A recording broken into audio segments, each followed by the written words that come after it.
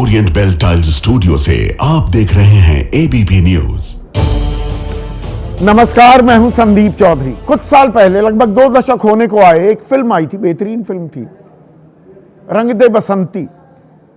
उसमें ए.आर. रहमान का कंपोज किया गया एक गाना बड़ा मशहूर हुआ था, खास युवाओं में। लूज कंट्रोल, यानी कि बेकाबू हो जाओ, मस्ती की पाठशाला। पर यहां कुछ और पाठशाला चल रही है। Have we lost control? बेकाबू होने की बात नहीं, बेकाबू हो गई है क्या हमारी व्यवस्था? इंडिगो काबू से बाहर है, बेकाबू। रुपया भी काबू से बाहर है, 90 से नीचे लुढ़क गया है रुपया। तमाम राष्ट्रीय चैनल ये बताना भूल गए आज आपको। और पंकज चौधरी जो वित्त राज्य मंत्री हैं, वो कह रहे हैं ये बाजार है बाबू, ये कोई बेकाबू नहीं, ये बाजार है बाबू। बाजार तय करता है। जैसे बाजार ने तय किया कि नहीं, एक अधिकार हो जाएगा इंडिगो का 64.5% हिस्सेदारी एविएशन सेक्टर में एक कंपनी की हो जाएगी, पूरी दुनिया में कहीं नहीं होती। तो वो ठेंगा दिखाएगा, बंधक बनाएगा पूरे देश को, घुटनों पे ला देगा सरकार को, 56 इंच की सरकार को। और मीडिया आपको बताएगा सब कुछ नियंत्रित हो रहा है, सब सामान्य हो रहा है, क्योंकि नागरिक उड्डयन मंत्रालय ये बात कह रहा है, वो पर्ची थमा रहा है। आज भी 500 उड़ानें रद्द हो गई, पर जी 90% नॉर्मल हो गया है, सब कुछ, सब चंगा सी। 6 बजे तक जवाब देना था इंडिगो को, नागरिक उड्डयन मंत्रालय को। फटकार, तथाकथित फटकार लगाई जा रही है। अभी जवाब क्या मिला है, क्या कार्रवाई होगी ये मालूम नहीं, क्या हर्जाना, क्या जुर्माना दिया जाएगा मालूम नहीं। और यहां पर भी राम मोहन नायडू, जो कि नागरिक उड्डयन मंत्री हैं, वो कह रहे हैं कि नहीं, जो हमारे निर्देश थे उनका पालन नहीं किया। बस आप निर्देश देते रहे और पालन नहीं हो रहा था और आपको पता नहीं लगा। यह कमाल हो रहा है। और वो तथाकथित देश के बारे में चिंतित बड़ी बड़ी शख्सियतें, वो कहां हैं कि वी आर रुपीड। वह मतलब समझा रहे थे, सदी के महानायक अमिताभ बच्चन, कमजोर हो गया रुपया, तब 60 रुपए टू $1 कीमत थी। मैं उस देश का वासी हूं जहां गंगा रोती है, अनुपम खेर कह रहे थे कि रुपया भी गिर रहा है, इंसान की कीमत भी गिर रही है। यहां 6 लाख लोग तड़पते रहे, बिलखते रहे, कोहराम मच गया, त्राहिमाम मच गया एयरपोर्ट्स पर। कहां हो भाई? अनुपम खेर जी, आप तो बड़े संवेदनशील व्यक्ति हैं। यह एजेंडा चला रहे थे 2013 में, जब ये सवाल उठा रहे थे। ऐसी खामोशी, ऐसी चुप्पी क्यों? जब आप चिंतित थे रुपए के बारे में, उससे सिर्फ 54% और कमजोर हो गया। और एक और दिव्य ज्ञान दिया गया है, नाम बताऊंगा अभी मैं। एक सांसद कह रहे हैं, हम डॉलर कितना है, डॉलर कितने का है, क्या है, हमें क्या लेना देना, हम तो रुपए में खर्च करते हैं। ऐसे दिव्य ज्ञानी को देश का वित्त मंत्री बना देना चाहिए। कल छोड़िए, आज ही हम विश्व गुरु बन जाएंगे। 5 ट्रिलियन छोड़िए, 10 ट्रिलियन इकोनॉमी हो जाएंगे। और ये 10 ट्रिलियन बताते हैं या 5 ट्रिलियन, वो डॉलर टर्म्स में ही हम क्यों बताते हैं, रुपयों में बताते नहीं। पर इन सांसद को ये बात समझ आती नहीं। आपको आ रही है क्या? आपकी राय क्या है? आपके सुझाव और आपके सवाल, जो अब सीधा सवाल के अहम हिस्सा बन चुके हैं, उनका रहेगा इंतजार। तो आज बात करूंगा देश की अर्थव्यवस्था की, देश की व्यवस्था की। क्या ये काबू से बाहर होती जा रही है, बेकाबू हो रही है? और यह सवाल किस लिए? 1 हफ्ता होने को आया, मैं लगातार 3 शो कर चुका हूं। एक कंपनी की ढिठाई की, दंभ, गुरूर, अहंकार की। सरकार कुछ नहीं कर पा रही, ठेंगा दिखा रही है, देश को बंधक बना दिया, 6 लाख से ज्यादा यात्री परेशान कर दिए, हलकान कर दिए, पर कोई अफसोस नहीं इस कंपनी को और ना ही सरकार को। आज 500 फ्लाइटें और रद्द हुई, एक हफ्ते में 3,850, लगभग 4,000 उड़ानें रद्द हो चुकी हैं। कितने लोग परेशान हुए, कितने बुजुर्ग, कितने जवान। मैं उस तफसील में फिर से नहीं जाना चाहूंगा और इसकी तो बात मैं करूंगा ही। इंडिगो तो बेकाबू है, लेकिन यह रुपया भी काबू से बाहर जा रहा है और आपको कानो कान खबर ही नहीं हुई। 90 रुपए का स्तर को भी तोड़ गया है रुपया। $1 अब 90 रुपए 17 पैसे का हो गया। आपको ध्यान है ना वो दौर जब देश के प्रधानमंत्री, उस वक्त मनमोहन सिंह प्रधानमंत्री थे, गिरते रुपए की कीमत प्रधानमंत्री की उम्र से जोड़ दी गई थी और फिर आगे बढ़ते बढ़ते उसे देश की सेहत से जोड़ा गया कि रुपया कमजोर हो रहा है, देश कमजोर हो रहा है। तब 60 रुपए था, $1 60 रुपए का था। आज 90 रुपए 17 पैसे का हो गया। 90 रुपए 17 पैसे का। और क्या कहा, क्या दिव्य ज्ञान दिया।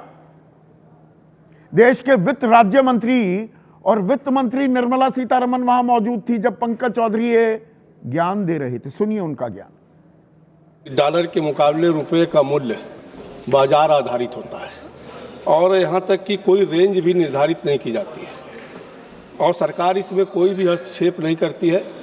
विशेष परिस्थिति में आरबीआई द्वारा डॉलर की सप्लाई पर निगरानी रखा जाता है। अरे ये तो आज ही हमें पता लगा। बाजार तय करता है और कोई लिमिट नहीं है, मतलब 90 से और नीचे गिर सकता है। पर हमें तो बताया गया था 2013 में, प्रधानमंत्री नहीं बने थे नरेंद्र मोदी, कि कांग्रेस और रुपए के बीच प्रतिस्पर्धा है, कौन नीचे गिरेगा।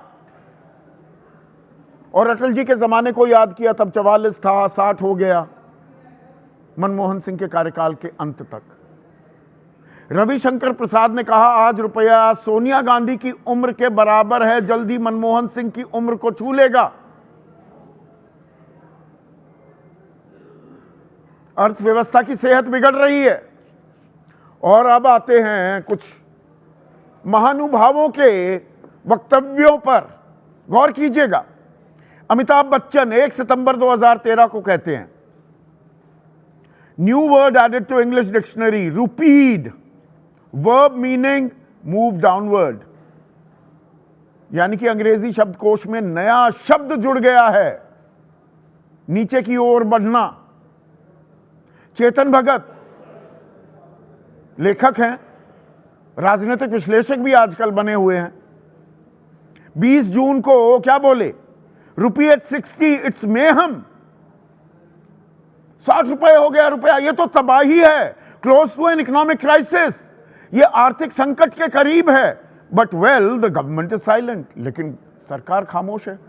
बोलिए ना चेतन भगत। 5 पॉइंट समथिंग को किताब लिखिए, 3 इडियट्स आप ही की किताब पर फिल्म बनी थी। जूही चावला एक और जेम उन्होंने दिया। The only way the rupee can save itself is by tying a rakhi to the dollar and saying मेरी रक्षा करना, कि रुपया बांधे राखी डॉलर को कि मेरी रक्षा करना। अनुपम खेर 28 अगस्त 2013, सब 2014 से पहले के बयान है, इस पर गौर कीजिएगा। सब कुछ गिर रहा है, रुपए की कीमत और इंसान की कीमत। हम उस देश के वासी हैं जिस देश में गंगा रोती है। तो अभी रोना नहीं आया है अनुपम खेर। 6 लाख लोग त्राहिमाम करते घूम रहे थे रात रात भर काट रहे थे, परेशान कर दिया था। एक ढीठ कंपनी ने, इंसान की कीमत घट रही है या बढ़ रही है, और रुपया तो 90 से नीचे गया। और Shilpa Shetty, funny piece I read, dollar on an escalator, rupee on a ventilator.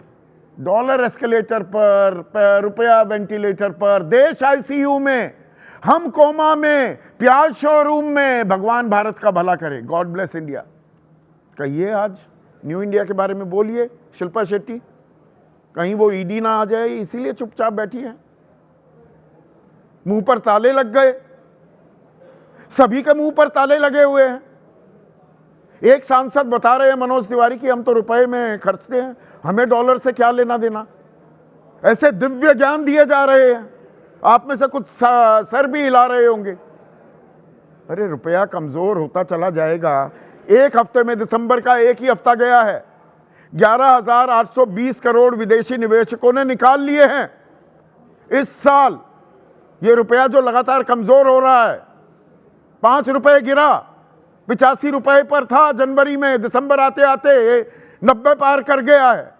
1,55,000 crore रुपए का विदेशी निवेश वापस चला गया है।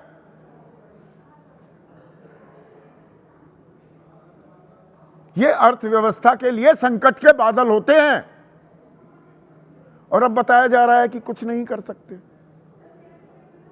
जैसे राममोहन नायडू, देश के नागरिक उड्डयन मंत्री, वो कह रहे हैं कि ये देखिए जो ये इंडिगो संकट हुआ, ये तो इंडिगो की आंतरिक समस्याओं का नतीजा है।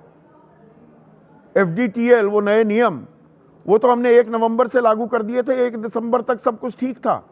अब न जाने कौन सी दुनिया में रह रहे हैं, कौन से शतुर्मुर्ग बन गए हैं हमारे नागरिक उड्डयन मंत्री। 1232 उड़ानें नवंबर में भी रद्द हुई।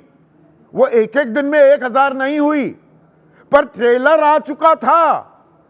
वो बानगी, वो आहट एक बड़े संकट की साफ सुनाई दे रही थी, लाउड एंड क्लियर, पर कान में तेल डाले बैठे हुए थे राममोहन नायडू और सरकार। सुनिए राममोहन नायडू क्या कह रहे। जो इंडिगो का क्राइसिस अभी देखने को मिला वो AMSS से रिलेटेड नहीं है। इंडिगो के इंटरनल ऑपरेशंस में उनके जो क्रू रोस्टरिंग सिस्टम है, उनका जो अपना इंटरनल प्लानिंग है, उसमें गड़बड़ी के कारण ये सब हुआ है। तो सुन लिया आपने, कुछ समझ में आया? लगातार संपर्क में थे, तो किस बात का संपर्क हो रहा था? Hi, good morning, how are you, everything fine sir, everything fine, बस मान लिया। सारी दुनिया को पता था, पायलट्स एसोसिएशन को पता था गड़बड़ झाला हो रहा है, कोई भर्ती नहीं कर रहा है, इंडिगो भर्ती पर रोक लगा दी है, लगातार तनख्वाहें कट रही हैं, एक आदमी से 3-3 आदमी का काम करवाया जा रहा है। यह मिली भगत है क्या? यह जानबूझकर सोची समझी एक साजिश है क्या कि लोगों को परेशान कर दो, फिर आपको हम डील दे देंगे, बात खत्म। जवाबदेही तय नहीं होगी, सब कुछ बेकाबू है।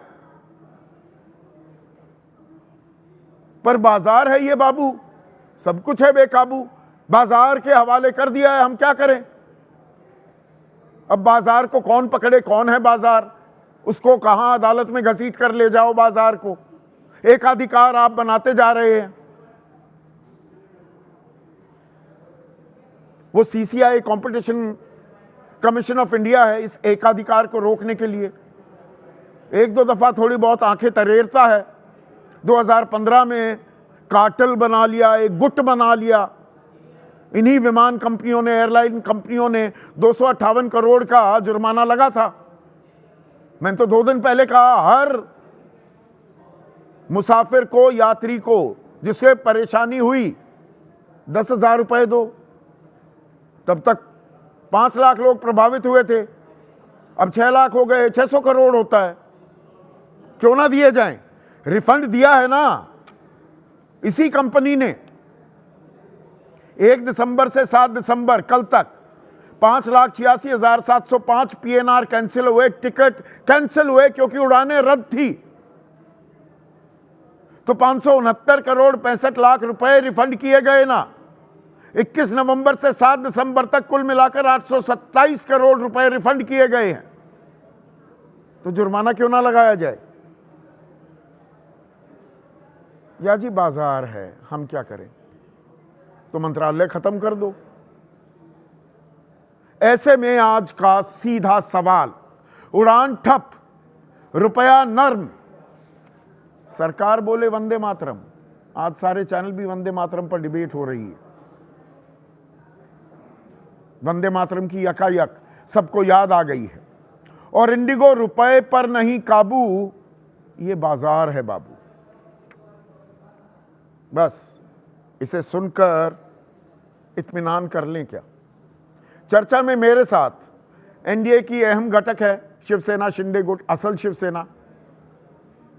उनकी वरिष्ठ नेता हैं, राष्ट्रीय प्रवक्ता हैं शाइना एनसी। अनुप्रिया जेडीयू एक और अहम घटक एनडीए का, उसकी प्रवक्ता। कांग्रेस के राष्ट्रीय प्रवक्ता डॉक्टर अजय कुमार।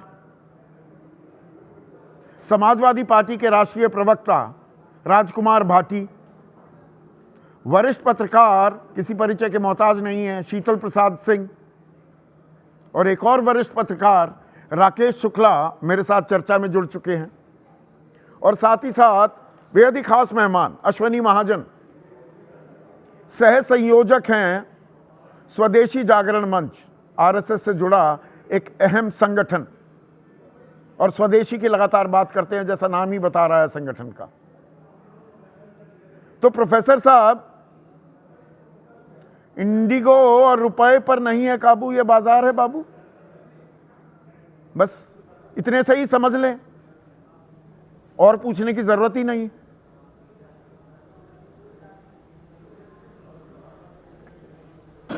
देखिए, इंडिगो का जो प्रकरण हो रहा है उसका सीधा सीधा संबंध एक इनडिसिप्लिन से, अनुशासनहीनता से है। हम समझ सकते हैं कि पिछले लगभग 2 वर्षों से ये रूल्स लाए गए थे, उनको समय दिया गया और उनके तहत उसमें कोई रूल्स कोई ऐसे नहीं थे कि उन पर कोई जुर्माना ठोकने वाली बात थी। लेकिन जो फटीग है पायलट्स की, जो उनको थकान होती है, जिसके कारण दुर्घटनाएं हो सकती हैं, ऐसे में सरकार कुछ नियम लेकर के आई कि 36 घंटे नहीं 48 घंटे का रेस्ट होना चाहिए। हाँ। तो स्वाभाविक है उसके लिए 1/3 ज़्यादा पायलट्स चाहिए। और ऐसा भी नहीं था कि इंडिगो के पास पैसे नहीं थे।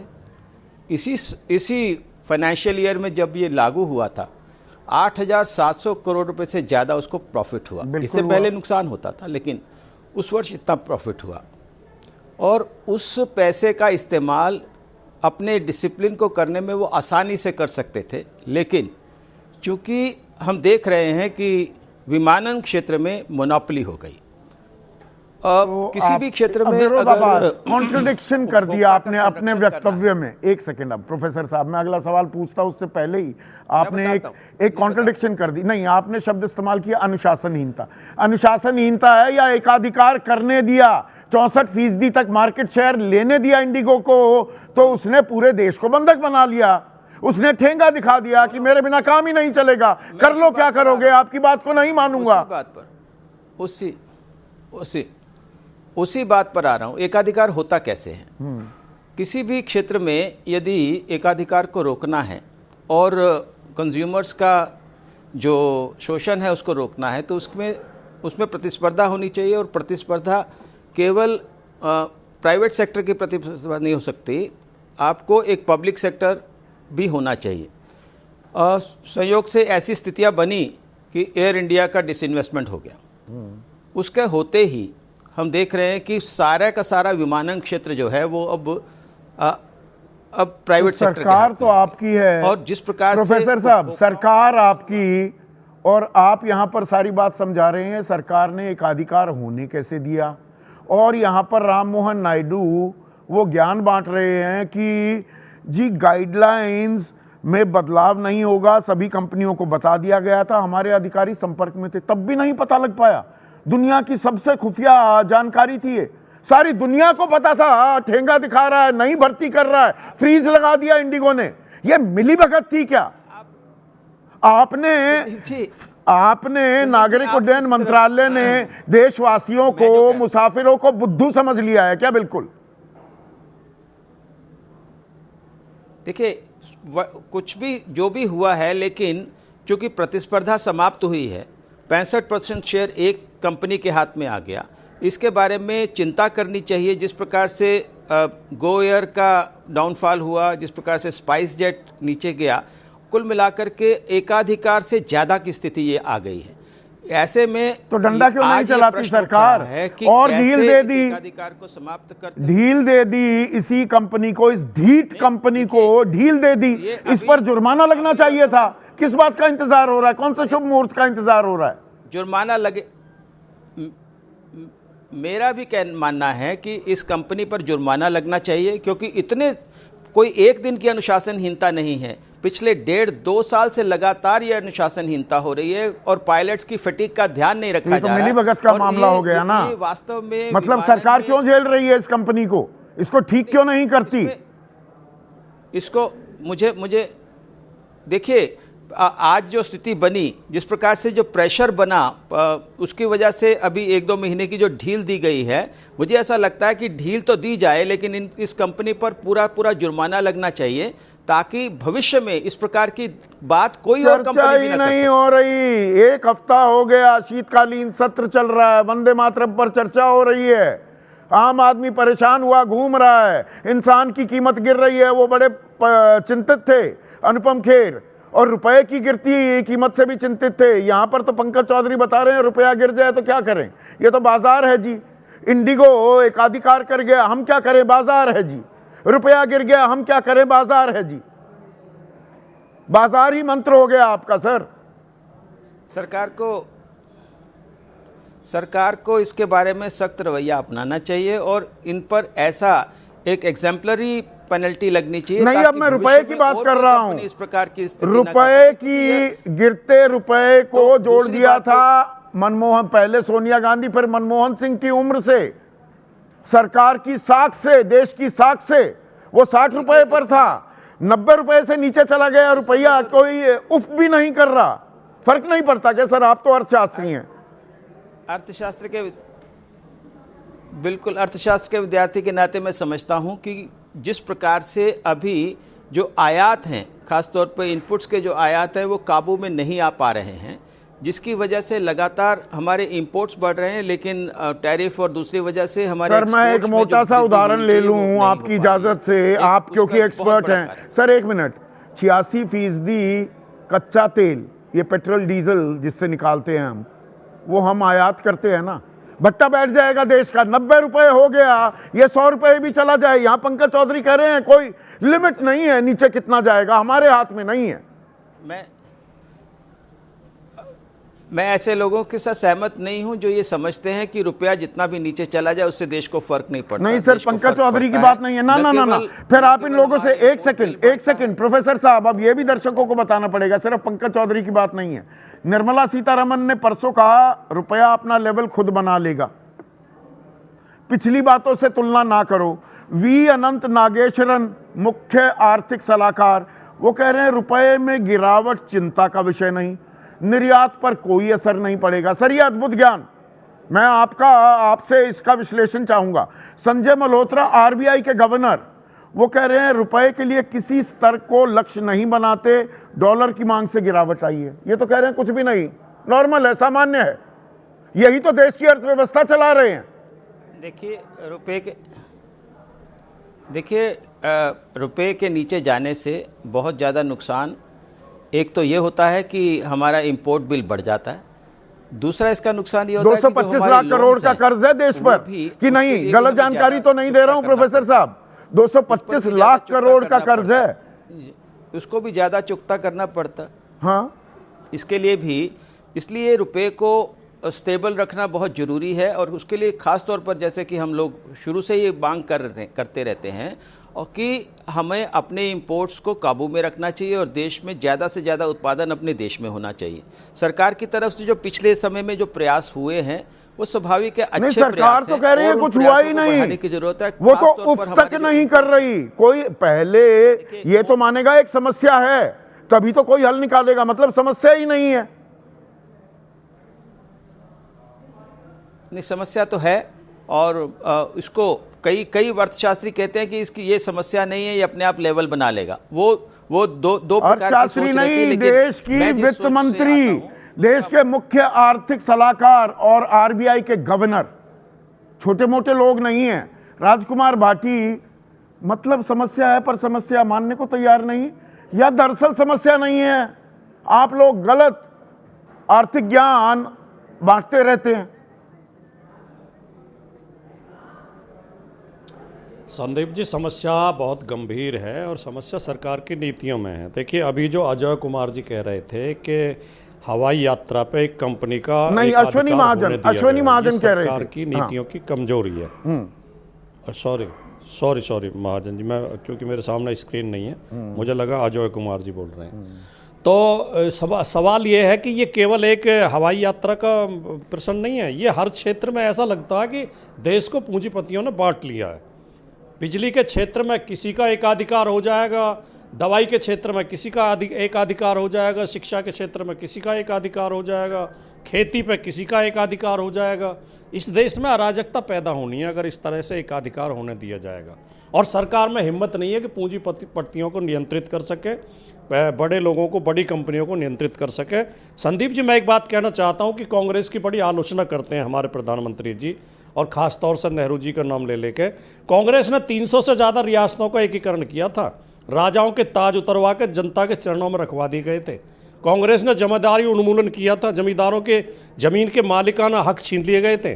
कांग्रेस ने बैंकों का राष्ट्रीयकरण किया था, साहूकारों जो शोषण करते थे गरीब लोगों को, वो शोषण खत्म हुआ था। कांग्रेस ने ऐसी कई योजनाएं चलाई थी, कई पर फिर आर्थिक सुधार भी कांग्रेस लेकर आई। वित्त मंत्री मनमोहन सिंह थे, और फिर विनिवेश का, निजीकरण का दौर भी बढ़ा। हाँ, निजीकरण का दौर बढ़ा, ये भी आप ठीक कह रहे हो, लेकिन जो शुरू में जो कांग्रेस ने क्रांतिकारी कदम उठाए थे, कम से कम उनमें इतनी हिम्मत तो थी कि बैंकों का राष्ट्रीयकरण करना, राजाओं के प्रिवी पर्स खत्म करना कोई मामूली निर्णय नहीं थे, और उस समय बहुत ज़्यादा विरोध भी झेलना पड़ा था उन सरकारों को। आज की सरकार में इतनी हिम्मत नहीं है। सरकार जो भी पॉलिसी लेकर आती है, गरीब आदमी के शोषण की पॉलिसी लेकर आती है। नए श्रम कानून लेकर आए हैं जिनमें कंपनियों को असीमित अधिकार मिल गए। नहीं, ये कंपनियों को इतनी ढील क्यों दी जा रही है? इस इंडिगो नाम की कंपनी को मंत्री भी कह रहे हैं कि ये आंतरिक समस्याओं का नतीजा है इंडिगो की। तो आप उसको मॉनिटर करने के लिए तो बैठे हैं, मॉनिटर क्यों नहीं किया? मैं वही तो कह रहा हूं कि सरकार में इतनी हिम्मत नहीं है। सरकार ने पूंजीपतियों के सामने घुटने टेक दिए अपने स्वार्थ में। और मैं एक बात और संदीप जी कहना चाहता हूं कि मैं आजकल संयोग से जर्मनी की तानाशाही पे एक किताब पढ़ रहा हूं। उसमें मैंने ये देखा कि जब जर्मनी में तानाशाही, हिटलर ने तानाशाही लागू की, उससे पहले वहाँ जो मार्क है उनकी मुद्रा, उसका बहुत ज़्यादा मूल्य गिरा। जो 70 मार्क का $1 होता था, वो 2 साल के अंदर 21 से 23 के अंदर 1923 में 700 मार्क का $1 हो गया, और फिर 7000 का हुआ, और 7 लाख तक कीमत पहुंच गई थी डॉलर की। 7 लाख मार्क का $1 जर्मनी की मुद्रा जमीन में मिल गई थी। तो मैं ये भी कह सकता हूं, मुझे लगता है मेरा, पर यहाँ पर चुप्पी क्यों साधे बैठे हैं? ये अमिताभ बच्चन, ये चेतन भगत, जूही चावला, रुपए को बचाने का एकमात्र तरीका डॉलर को राखी बांधना, ये अनुपम खेर, रुपए और इंसान की कीमत गिर रही है, क्यों ये खामोश बैठे हैं? 2013 में तो गला फाड़ कर चिल्ला रहे थे, बड़े परेशान हो रहे थे। 60 रुपए के करीब कैसे पहुंच गया रुपया? 90 से ऊपर पहुंच गया, कोई फर्क नहीं पड़ रहा अब। मैं तो राजनीतिक मुहावरे में इतना कह सकता हूं कि ये डरे हुए और बिके हुए लोग हैं। इनकी आत्मा मर चुकी है। ये सरकार से बेहद डरे हुए हैं, वर्तमान सरकार से। उस पहले की सरकार के खिलाफ बोलने की इनमें हिम्मत थी, लेकिन इस सरकार के खिलाफ बोलने की हिम्मत नहीं है, ना जेल का डर रहता है, और कुछ लोगों को लाभ दे रखे हैं, वो इसलिए चमचागिरी में सरकार की में लगे रहते हैं। आज इंटेलेक्चुअल्स की हालत इस देश में खराब हो गई है, जो कलाकार हैं और जो बुद्धिजीवी हैं, नहीं, इनमें से वो इंटेलेक्चुअल मौन तो धारण खैर किए किसी हुए को हैं। क्या इस समय कहा जाए, बोलने की जरूरत है। अब महासदी के महानायक और वगैरह वगैरह सब कुछ है, इंटेलेक्चुअल तो नहीं है अमिताभ बच्चन, और ना ही अनुपम खेर, ना ही शिल्पा शेट्टी, ना ही जूही चावला। इनको बुद्धिजीवी तो नहीं कहा जा सकता। हाँ, सेलिब्रिटी कह सकते हैं, सेलिब्रिटी कहलाएं। शाइना एनसी, ये सारे मुंबई में बैठे लोग, आप भी मुंबई से ही हैं, और आपके पिता ने तो मुंबई, जो आज मुंबई है, उसको बनाने में बेहतरीन और अहम योगदान दिया था। पर ये खामोशी सी क्यों है? ये 54% गिर गया, तब तो 58-60 के बीच में झूल रहा था, परेशान थे ये सारे लोग, पार्टियों में यही चर्चा होती थी। आजकल खामोशी क्यों आ गई? जी देखिए, मुझे नहीं लगता है कि खामोशी है, लेकिन ये हकीकत भी समझना पड़ेगा संदीप जी कि 4 फैक्टर्स हैं। एक कि हाई क्रूड ऑयल प्राइसेस जब होते हैं तो स्वाभाविक रूप से भारत की जो रिलायंस है on oil imports makes the vulnerability and the fluctuations जो आप देखते हैं डॉलर वर्सेस रुपी में। दूसरे तरफ जहां कॉर्पोरेट्स, इंपोर्टर्स, बहुत सारे फॉरेन इन्वेस्टर्स भी हैं, एफपीआईज, जिन्होंने ये डिमांड ड्रॉप किया है कि वो प्रेशर लगाते हैं रुपी को लेके। एफपीआई आउटफ्लोज की आप बात करें तो जैसे कि निर्मला सीतारामन जी ने कहा, और मैं मानती हूँ कि उनके सोच में कोई गलत राय मत नहीं हो सकती है, क्योंकि उन्होंने कहा कि नेट सेलर्स जो हैं इंडियन मार्केट में अच्छा, वो ये विड्रॉ कर रहे थे 2013 में समझ नहीं आ रहा था। 2013 में ये बात समझ नहीं आ रही थी, जब कांग्रेस या सोनिया गांधी की गिरती सेहत और बढ़ती उम्र और मनमोहन सिंह की उम्र से रुपए के गिरने की तुलना होती थी, तब ये फैक्टर्स काम नहीं करते थे। संदीप जी, ट्रेड डेफिसिट, संदीप जी, जब ट्रेड डेफिसिट होता है तो स्वाभाविक है कि डिमांड होता है फॉरेन करेंसी को लेके। जब इंटरेस्ट रेट डिफरेंशियल है, मतलब 225 लाख करोड़ का 225 लाख करोड़ का कर्जा आपने कर लिया ना। 58 लाख करोड़ का कर्जा था 2014 में, जो बढ़कर 225 लाख करोड़ हो गया है। पर आप बताएंगे हम 5 ट्रिलियन बनने वाले हैं, ये बताना भूल जाते हैं हम कर्ज में डूबे हुए हैं नाक तक। संदीप जी, जियोपॉलिटिकल टेंशन्स आप देखिए, ट्रेड डिस्प्यूट्स देखिए, ग्लोबल इकोनॉमिक स्लोडाउन जो है वो विश्व भर में है, उसके तुलने में भारत कितने आगे है। हाँ, अफसोस होता है कि जब रिजर्व बैंक ऑफ इंडिया कभी कभार कहते हैं कि मॉनेटरी पॉलिसी डिसीजंस लेना पड़ता है, जहां इंटरेस्ट रेट कट्स को लेके सवाल उठता है, कैसा इसका इम्पैक्ट होता है रुपी के ऊपर। लेकिन मैं ये आपको सिद्ध करना चाह रही हूँ, या बल्कि कहना चाह रही हूँ कि बहुत सारे फैक्टर्स हैं, जैसे कि मैंने पहले कहा high crude price oils, of strong US dollar demand जो है ग्लोबली, रुपया काबू नहीं आ रहा ना। वो शिल्पा शेट्टी वो कह रही थी डॉलर एस्केलेटर पर, रुपया वेंटिलेटर पर, देश आईसीयू में, हम कोमा में, प्याज शोरूम में। वैसे निर्मला सीतारमन प्याज खाती नहीं है। भगवान भारत का भला करे, गॉड ब्लेस इंडिया। ये सब मोमेंट्री नहीं, ये सब मोमेंट्री सिचुएशंस है। भारत ने जिस ढंग से फाइट बैक किया हर एक चुनौती में, तो मैं मानती हूँ कि हमारे रिजर्व बैंक ऑफ इंडिया अपने मॉनेटरी पॉलिसी चुनौती मान कहाँ रही है सरकार? निर्मला सीतारमन कह रही है रुपया अपना लेवल खुद बना लेगा, वो तो कह रही है बना लेगा। अनंत नागेश्वरन, चीफ इकोनॉमिक एडवाइजर, वो कह रहे हैं रुपए में गिरावट चिंता का विषय नहीं। संजय मल्होत्रा आरबीआई गवर्नर भी ये कह रहे हैं। वो कहाँ कह रहे हैं दिक्कत? आपने कम से कम साफगोई ईमानदारी का परिचय दिया। शाइना एनसी, आपने 4 पॉइंट्स गिनवाए कि ये इश्यूज हैं, इनके चलते रुपया कमजोर होता है। ये तो कह रहे कोई फर्क ही नहीं, सब चंगा सी। लेकिन इसका मतलब नहीं है कि पॉजिटिव पॉइंट्स भी नहीं है। देखिए, पॉजिटिव नेगेटिव जो है बैलेंस आउट होती है जब सरकार। वो देखिए, आप पॉजिटिव चीजें बताएंगी, मेरा काम, मैं तो पत्रकार हूं। देखिए शाइना एनसी, वो पत्रकारों के बारे में क्या कहते हैं? A dog biting a man is not a story. कुत्ता आदमी को काट ले तो कोई खबर नहीं है, वो है, चलती रहती है। सरकार को काम अच्छा करना है। A man biting a dog is a story for me. चीज सही नहीं जा रही है, क्यों नहीं जा रही है, वो पूछना मेरा काम है। जो सही जा रही है उसके लिए ताली बजाने के लिए आपका पीआर है ना, उसके लिए पत्रकार की क्यों जरूरत है आपको? पत्रकार तो सवाल पूछने के लिए है।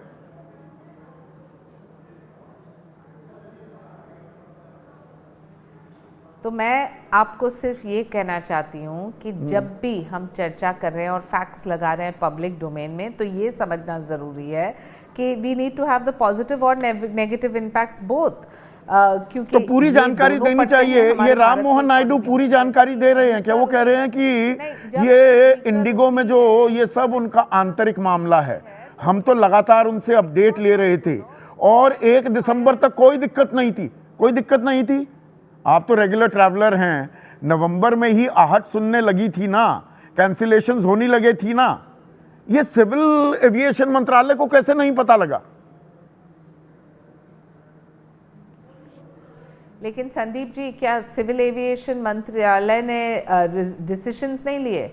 उन्होंने लॉन्ग टर्म सॉल्यूशंस भी दिए हैं कि जहां उन्होंने कहा कि फर्स्ट एविएशन गवर्नमेंट मॉडल जो है वो रेजिलियंस को लेके कौन से इश्यूज को हाईलाइट करना चाहिए, कैसे हैं कैपेसिटी डाइवर्सिफिकेशन। 6 लाख लोगों को तड़पा दिया। हम सिर्फ इंडिगो की बात करते थे, आज वो अनुपम खेर कह रहे थे इंसान की कीमत गिरा दी। इंसान की कीमत इससे ज्यादा गिरी हुई आपको दिखी है पिछले 1 हफ्ते में? जो तस्वीरें देश के अलग अलग एयरपोर्ट से आ रही हैं, कोई गरीब अम्मी, कोई माताजी वो रो रही है, परेशान घूम रही है, कोई उसकी मदद के लिए नहीं। कोई महिला विंडो पर चढ़ गई, विदेशी महिला। देखिए, शॉर्ट टर्म सॉल्यूशंस भी है, शॉर्ट टर्म सॉल्यूशंस भी है, क्योंकि रेगुलेटरी इंटरवेंशन ये सिचुएशन आउट ऑफ कंट्रोल कैसे हुई? ये लूज कंट्रोल नहीं, how did we lose, how और हैव वी लॉस्ट कंट्रोल? सकते हैं।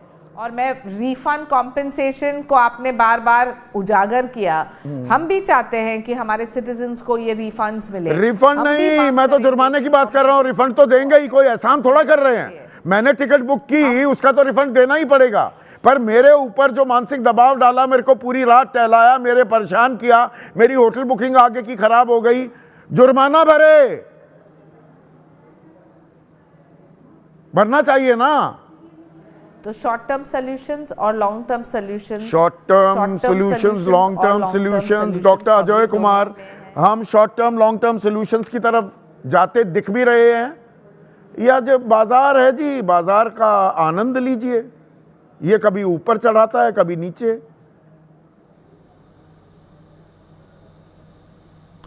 देखिए संदीप जी, जो आज की स्थिति है ना, वो आज का टीवी प्रोग्राम के डिबेट से ही है। सिर्फ आप ही के शो में हम सुन रहे हैं कि अर्थव्यवस्था डॉलर के बारे में, पूरा देश जो है वंदे मातरम के बारे में चर्चा कर रहे हैं। दिल्ली दुनिया के जो 82 सबसे जहरीली हवा जो है भारत के शहर, इंडिया के शहर से 17 लाख, अगर आप देखेंगे पानी प्रदूषित, बेरोजगारी, बड़े बड़े लोग को पूरा एयरपोर्ट और पोर्ट दे दिया है। ये तो इनका जो कंपटीशन हमारे दर्शक डॉक्टर अजय वो कह रहे हैं telecom sector, aviation sector, energy sector, हर जगह एकाधिकार की व्यवस्था बना दी गई है। वही तो संदीप भाई हम कह रहे हैं ना, ये लोग अभी अश्विनी महाजन जी बोल रहे थे कि ये कंपटीशन नहीं है। भाई साहब, कंपटीशन तो आपने खत्म किया, सरकारी कंपनी की बात नहीं हो रही है। हमारे कहना है कि अमेरिका में अलग अलग कंपनीज हैं, 10 एयरलाइंस हैं। यहाँ पर ठेका जो है, रोड का ठेका इनके दोस्त को, भारत के एक सबसे प्रतिष्ठित ग्रुप, उनको सब्सिडीज ही दिया जाता है, वो 700 करोड़ दे देते हैं इनको चंदा के रूप में। बचा क्या है? एक एंकर है जो एक जो सरकारी कंपनी दूरदर्शन से 15 करोड़ रुपए का तनख्वाह लेते हैं। एक ऐसे व्यक्ति है जो ब्लू क्राफ्ट के कोई व्यक्ति हैं, जो महादेव ऐप में सब शामिल हैं, इनके बड़े बड़े लोग, उस पर कोई चर्चा नहीं। आज वंदे मातरम ही चलेगा। देश की अर्थव्यवस्था खत्म, बेरोजगारी, क्योंकि हम हमेशा कहते हैं कि जिस देश की जनता अगर छठ में आप लोग को जिस तरह से बेइज्जत करके हम सब लोग को जो है ट्रेन में घुसाया, जिस तरह से एयरपोर्ट में हम लोग को कोई देखने वाला नहीं है, कोई पूछने वाला नहीं है, और ये पूरा जो इसका नस जो है, ये वंदे मातरम कार्यक्रम 5 बजे से 8 बजे 9 बजे का टीवी चैनल की कहानी है। कोई सरकार के ऊपर सवाल, ये ईमानदारी के सबसे बड़े 17 लाख करोड़ का तो जो है लोन माफ कर दिया। हमारे दर्शक डॉक्टर हमको अजय, जो ढोलक वो पिटवा कह रहे हैं देते 2014 से पहले जब रुपया गिरता था तो भारत की छवि बिगड़ती थी।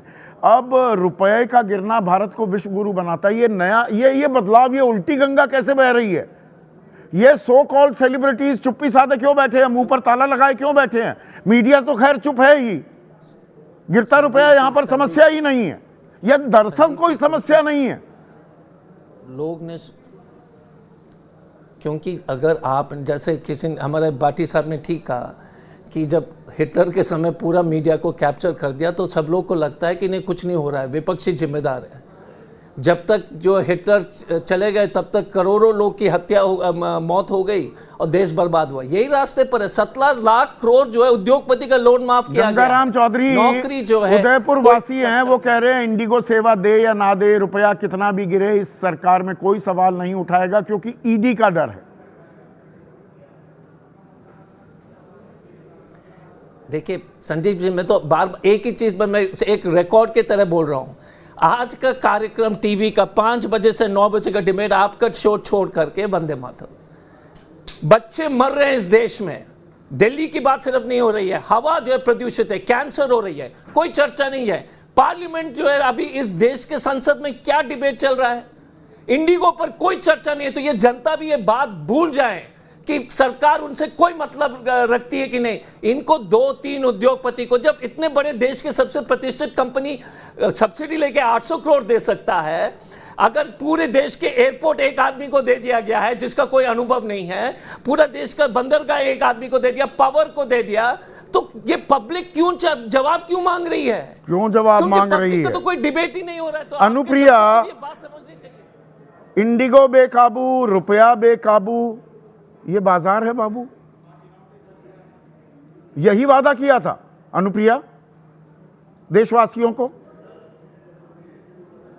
संदीप जी, आपका सवाल बहुत ही वाजिब है, क्योंकि जो सवाल इंडिगो के तहत, जैसा कि पूरा देश प्रभावित हो रहा है, हम आप सब प्रभावित हो रहे हैं, कोई ऐसा वर्ग नहीं है कि प्रभावित नहीं हो रहा। और मुझे लग रहा है सभी लोग बहुत ही प्रभावशाली तरीके से अपनी बातों को रख रहे हैं। अगर मैं आपके डिबेट पे बैठी हूँ और मैं भी अगर इसका विरोध करूँ तो मुझे लगता है कि मैं सरकार का अंग होने के नाते नहीं, कम से कम इस देश की नागरिक होने के नाते मैं अपनी बातों को रख रही हूँ। लेकिन ये कह देना कि हम इस पे चुप्पी साधे, ये गलत है। मुझे लगता है कल भी आपने डिबेट किया था, हमारे पार्टी के वरिष्ठ नेता आपके डिबेट पे थे, उन्होंने भी अपना विरोध जताया। चुप्पी किसी ने नहीं साधा है। अगर आप फिर डॉलर की बात करें, इंडिगो पे मुझे लगता है कि आपने, ये मंत्रालय क्या कह रहा है, नागरिक उड्डयन मंत्री राम मोहन नायडू क्या कह रहे हैं कि उनकी आंतरिक समस्याएं थी। अरे आप क्या कर रहे थे? आंखों पे पट्टी बांधे बैठे थे। 2 साल पहले ये नियम बदलाव की जानकारी दे दी गई थी। पूरी दुनिया को पता है कि उन्होंने अपने पायलट्स की भर्ती पर फ्रीज लगा दी थी। एक आदमी से 3-3 आदमी का काम कराया जा रहा था, उसको लीन मीन मॉडल बताया जा रहा था, और तालियां बजाने के लिए बैठा है नागरिक उड्डयन मंत्रालय। आपने अब मंत्रालय को बीच में लाए, या मंत्रालय की जो जिम्मेदारी है, मुझे मंत्रालय ने, जहां तक जानकारी है कि मंत्रालय ने तय किया है कि किसी डिस्टेंस के अनुसार जो फ्लाइट के फेयर्स होंगे वो कितने होंगे, उसको फॉलो अप करना है। के वरिष्ठ नेता केसी त्यागी ने खुलासा कर दिया, उनकी बिटिया 41,000 रुपए का टिकट कल शाम को 4:15 बजे दिल्ली से उड़ान भरी। 2 दिन पहले आ गए थे नए नियम कायदे। क्या हुआ उनका? कागजों पर कार्रवाई हो रही है सिर्फ। मैं वही बता रही हूँ कि बतौर गवर्नमेंट जो करनी चाहिए वो कार्रवाई हो रही है। अगर उस कार्रवाई पे भी अगर नहीं, मतलब गवर्नमेंट के काबू में ही नहीं है, व्यवस्था की बेकाबू हो गई है, एक कंपनी काबू में नहीं, रुपया काबू में नहीं। यही तो सवाल पूछ रहा हूं मैं अनुप्रिया। अगर इंडिगो अगर उस सारे नियम कानून को ताक पे रख के वो सोचे कि यहाँ व्यापार करेगा, गवर्नमेंट निश्चित तौर पे चुप नहीं रहेगी, उस पर कार्रवाई भी करेगी। अब मैं अर्थशास्त्री नहीं हूँ संदीप जी, क्योंकि मेरे पास में मैं साइकोलॉजी की स्टूडेंट हूँ, लेकिन जो मुझे समझ में आता है, जो भारत के लोग समझते हैं, आपने डॉलर की बात कही। 2020 से 25 को अगर आप देखेंगे, जहां ग्लोबल करेंसी में डॉलर ने अपनी स्थिति बहुत मजबूत की, उसने पूरे दुनिया में 20 से 30% अपने आप को मजबूत किया। भारत की करेंसी बहुत स्टेबल रही। इतनी मजबूत स्थिति डॉलर की होने के बावजूद हम पे प्रभावित हुआ 6 से 8%। क्यों हुआ? क्योंकि जो आप मनमोहन सिंह के सरकार में और आप सोनिया गांधी की सरकार से आप कंपेयर अगर कर रहे हैं गवर्नमेंट में, तो मेक इन इंडिया के तहत देश में अब हमारे यहाँ इलेक्ट्रॉनिक सामान हमारे यहाँ बन रहे, रक्षा के आंकड़े जो हमारे बताइएगा ना। मटेरियल्स है वो अच्छा, मेक इन इंडिया में ये रक्षा मंत्रालय के प्रेस विज्ञप्ति के तरह मुझे जानकारी मत दीजिए। नहीं 2014 में सुनिए ना अनुप्रिया, तो फिर गलत जानकारी मत दीजिए। सुनिए ना, मेरी बात सुन लीजिए प्लीज। थोड़ी बहुत अर्थव्यवस्था की जानकारी मैं रखता हूँ, सुनिए ना, तो जानकारी दे दूं, थोड़ा मैं क्लियर कर दूं। आप जो मेक इन इंडिया का बिगुल फूंक रही हैं, मेक इन इंडिया का जो आप बिगुल फूंक रही है अनुप्रिया, प्लीज सुन लीजिए, प्लीज सुनिए। 2014 में मैन्युफैक्चरिंग सेक्टर का योगदान हमारे सकल घरेलू उत्पाद में लगभग 16.25% था और टारगेट रखा गया था 10 साल में 25% कर देंगे। और पिछले 10 सालों में इतनी तरक्की की कि जो 16-16.25% योगदान था सकल घरेलू उत्पाद में मैन्युफैक्चरिंग का, वो घटकर 13% हो गया है। ये हाल है मेक इन इंडिया का। ये एक का दुक्का हेडलाइन के आधार पर मुझे मेक इन इंडिया ना समझाइए। नहीं संदीप जी, तो फिर आप ठीक है, आप आंकड़ों के अनुसार आप कह रहे हैं, लेकिन आप ये भी तो मानेंगे ना कि आज के डेट में जो हमारे इलेक्ट्रॉनिक्स जितने भी हम कभी भी विदेश से अब खरीद नहीं रहे, अपने देश में बना क्या बना रहे हैं हम अपने देश में? विमान का एक पुर्जे का नाम बताइए, एस्केलेटर से लेकर जो ट्रॉलीज भी हैं, नागरिक उड्डयन, सिविल एविएशन सेक्टर की एक चीज जो भारत बना रहा हो, टायर बना रहा हो हवाई जहाज के, क्या बना रहे हैं बताइए? मेक इन इंडिया की आप बात कर रहे हैं। नहीं, मुझे संदीप जी, मुझे लगता है कि मैंने स्पष्ट कहा कि रक्षा मंत्रालय के हमारे रक्षा मंत्रालय की बात, हमारे इलेक्ट्रॉनिक तेजस का भी, जो तेजस की हम बात करते हैं, तेजस का इंजन अमेरिका से आता है, जी बनाता है उस इंजन को। गलत जानकारी तो नहीं दे रहा हूं मैं। शीतल प्रसाद सिंह, एक सेकंड, शीतल जानते हैं इन बारे में, मुझसे बेहतर जानकारी रखते हैं। गलत जानकारी तो नहीं दे रहा हूं मैं। नहीं, आप बिल्कुल सही जानकारी दे रहे हैं। ये दुर्भाग्यपूर्ण है कि हम लोग हमारे बहुत सारे प्रवक्ता प्रचार से संबंधित बातें करते हैं। हमारा जो एक्सपोर्ट था वो 400 बिलियन के आसपास बहुत समय से है, 350-400। प्रधानमंत्री जी आए थे तो उन्होंने 1000 बिलियन करने की बात की थी। आज तक उसमें कोई परिवर्तन नहीं हुआ। इंपोर्ट में बहुत परिवर्तन हो गया है। चीन से ही हमारा व्यापार तब से दुगने से ज्यादा बढ़ चुका है और चीन के पक्ष में जा चुका है। एक जगह जहां हम थोड़े से फायदे में थे वो अमेरिका था, क्योंकि आपने 50% टैरिफ लगा दिया। इंडस्ट्रियल प्रोडक्शन आपने बता ही दिया कि हम उसमें नीचे आ गए हैं, तो उसको बताने की जरूरत नहीं है। पिछले साल 0 FDI आया है, ये जानना चाहिए, लेकिन बहुत सारा पैसा हमारे यहाँ से निकल गया है। और ये भी बात उनकी गलत है जो अभी प्रवक्ता बोल रही थी कि 2025 तक डॉलर मजबूत हुआ है। डॉलर यूरो के सामने, पाउंड के सामने, येन के सामने और चाइनीज युआन के सामने कमजोर हुआ है। नहीं, मोटी बात क्या ये है, जिस और डॉक्टर अजय कुमार भी इशारा कर रहे थे शीतल की, उड़ान ठप रुपया नर्म, जो मेरा पहला सवाल भी है। सरकार बोले वंदे मातरम। आपने पूछ लिया, मैं अब उसी पे आता हूँ। देखिए, पहले तो आपकी उड़ान पर इसी तरह का मामला यूरोप में हुआ था। रियान एयरलाइंस जिम्मेदार थी, 21% शेयर है मार्केट का। उसके ऊपर 600 यूरो प्रति यात्री का जुर्माना लगा और उसे 150 मिलियन यूरो चुकाने पड़े। 150 मिलियन मतलब 60,000 रुपए का जुर्माना। मैं 10,000 की यहाँ बात कर रहा हूँ। यस, वो भी लो कॉस्ट एयरलाइंस है इसी की तरह से। तो वहां 60,000 प्रत्येक की, और उस दिन आप और हम इस कार्यक्रम में आपने 10,000 कहा था, मैंने कहा था भारत के हिसाब से कम 25,000 होना चाहिए। हाँ। ये जुर्माना, तो इस पे कोई बात ही नहीं, कहीं से न सू न पा न कोई बोल ही नहीं रहा है। बिना उसके कभी कोई दुनिया में ठीक हुआ है? इस तरह की क्राइसिस तो दुनिया में कहीं नहीं हुई। जैसे नहीं करोगे आप, कहने लगो रेड लाइट जंप करने के 5,000 रुपए फर्ज कीजिए फाइन है, या अगर आपका पोल्यूशन अंडर कंट्रोल नहीं है और आपको छोड़ दिया जाए जैसे छोड़ा जा रहा है इंडिगो को, तो आप कौन सी रेड लाइट, कौन सी सीट बेल्ट, कौन सा पोल्यूशन अंडर कंट्रोल सर्टिफिकेट मैं क्यों बनवाऊंगा? आप सेवा क्षेत्र में देखिए, सिर्फ एविएशन की बात नहीं है। हमारे घरों में सामान सप्लाई करने वाली अमेजन और वॉलमार्ट, फ्लिपकार्ट वॉलमार्ट को बिक गया, 2 कंपनियां हैं। टैक्सी सर्विसेज देश में 2 कंपनियां हैं, एक ओला एक उबर। ऐसे ही आपका जो डिजिटल है पूरा जिसकी वजह से मैं आपसे जुड़ पा रहा हूं, ये सारा 2 कंपनियां हैं। बाकी है 1-2 लगन फगन, उनके पास कुछ है ही नहीं है, यानी सिर्फ अंबानी जी और एयरटेल। हम हर चीज में मोनोपोली कराते जा रहे हैं और उसके बाद हम कहेंगे कि हम देख रहे हैं कि एकाधिकार, सरकार तो उल्टा उसमें कर रही है। बाजार का हवाला, और रुपया गिर रहा है उसमें भी बाजार का हवाला। और ये सारे सेलिब्रिटीज जिनको मैं बुद्धिजीवी मानने को तैयार नहीं हूं, अब वो खामोश बैठे हैं। नहीं, उन्होंने खामोशी के लिए जो इस बीच फैसले 11 साल में हुए हैं उसको खामोशी से स्वीकार कर लिया है। उस जमाने में तो वो प्रधानमंत्री से लेके सबके किल्ली उड़ाते थे, ठीक था, वो करना चाहिए लोकतंत्र में। अब वो क्यों चुप है, इसका जवाब तो उनसे पूछा जाना चाहिए, जवाब या उन तो जैसे लेना सारे चाहिए, लोगों से। या सवाल पूछे भी जा रहे हैं क्या? दरअसल अब मैं एक और अहम समस्या पर आता हूं राकेश भाई, सवाल पूछे भी जा रहे हैं। Are we asking the right questions? देखिए संदीप भाई, अभी जो उड़ान और रुपए की बात आई तो मुझे लगता है सुखद उड़ान, जेब से धनवान होंगे तब अच्छा लगेगा वंदे मातरम का गान। क्योंकि जब उड़ान पे समस्या है, 6 लाख लोग परेशान हैं, बाजार की हालत जैसा आप आंकड़े दे रहे हैं उससे बाजार की हालत डावाडोल हो रही। जिस दिन इंडिगो फिसला मेरे मन में 2-3 सवाल आया। पहला सवाल तो ये उठा कि क्या ये 2 एयरलाइंस कंपनियों के बीच में कहीं उठापटक का तो मामला नहीं है?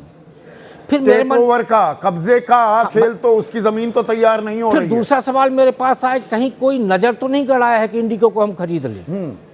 और तीसरा सवाल मेरे मन में आया कि जब FSTC का समझौता होता है उसके तुरंत बाद ही FSTC भी समझा दीजिए क्या होता है और ये समझौता क्या है। तो मैं पहले इसको पूरा कर लूँ, उसके बाद ही आखिर ये जो जनवरी 2024 में नियम की सूचना दी गई, मई 2024 में इसकी अधिसूचना लागू हुई, वो नवंबर में अचानक DGCA सख्त क्यों हो गया?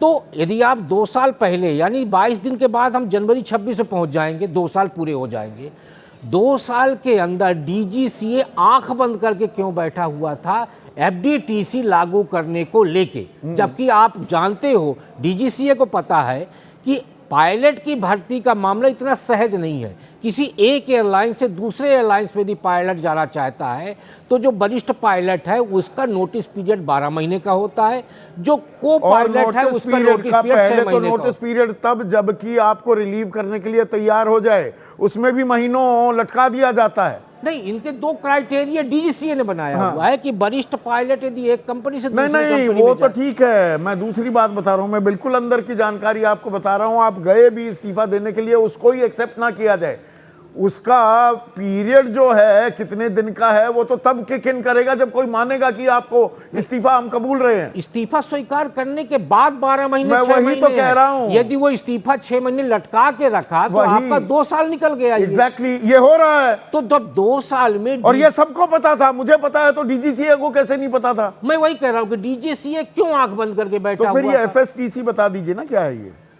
असल में क्या है कि देश में एक बड़ी कंपनी है जो पायलटों को ट्रेनिंग देती है, उसको यूरोपीय एविएशन और भारत का जो सिविल एविएशन है उसकी तरफ से मान्यता प्राप्त है। तो पायलट ट्रेनिंग का सबसे बड़ा संस्थान हैदराबाद में है और आपके गुड़गांव में है, वहाँ पायलटों को ट्रेनिंग दी जाएगी। तो मुझे लगता है कि यदि ये समझौता हुआ, हो सकता है कि मेरी समझ ठीक ना हो, तो यदि इस समझौते का एंगल कुछ फंसता है इंडिगो के साथ, तो पायलट हमारा, एयरपोर्ट हमारा, विमान हमारा, तो जो एकाधिकार की बात चल रही है ये और इसका और विस्तार होगा तो वो वो एकाधिकार हो जाएगा सिविल एविएशन सेक्टर जो पहले ही हो चुका है। और ये रुपए को लेकर मतलब कोई चिंता जाहिर ही नहीं, ना निर्मला सीतारमण, ना मुख्य आर्थिक सलाहकार और ना ही मल्होत्रा साहब, संजय मल्होत्रा RBI के गवर्नर। संदीप भाई, सीधा सवाल में हम लोग 2 विषयों पर कई बार चर्चा कर चुके हैं, एक वित्त मंत्री, एक विदेश मंत्री।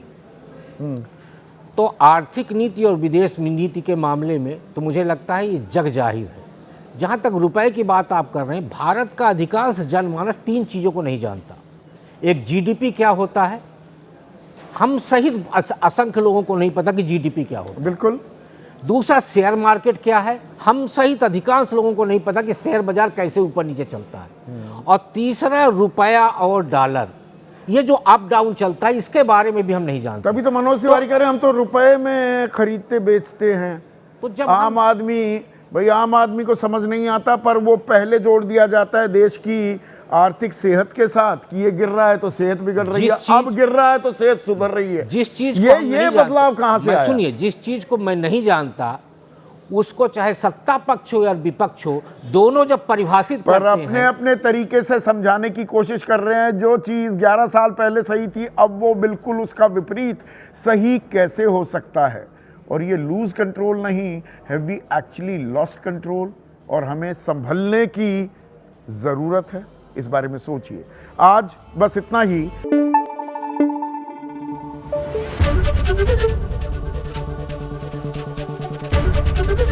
एबीपी न्यूज आपको रखे आगे।